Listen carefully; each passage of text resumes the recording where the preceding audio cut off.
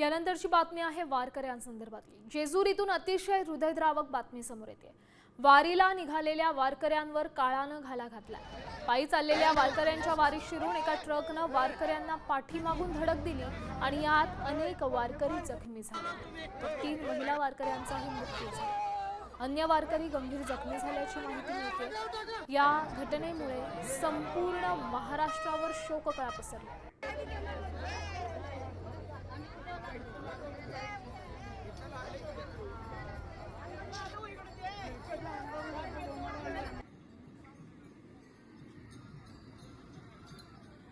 वाटेवर दुःखद घटना घडली।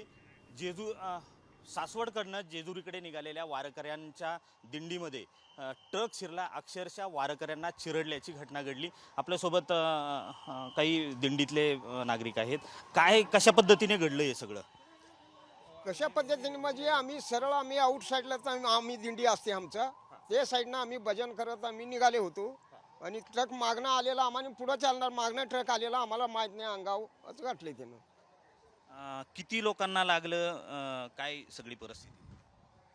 जखमी तर 7-8 जणांचा झालं, मृत्यू 3 काहीतरी झाले म्हणून असा अंदाज आहे। तुम्ही भजन कीर्तन करत निघाले होते म्हणतायत आणि थेट समोरून ट्रक थेट असं सरळच आले हो, पाठीमागणं कसं?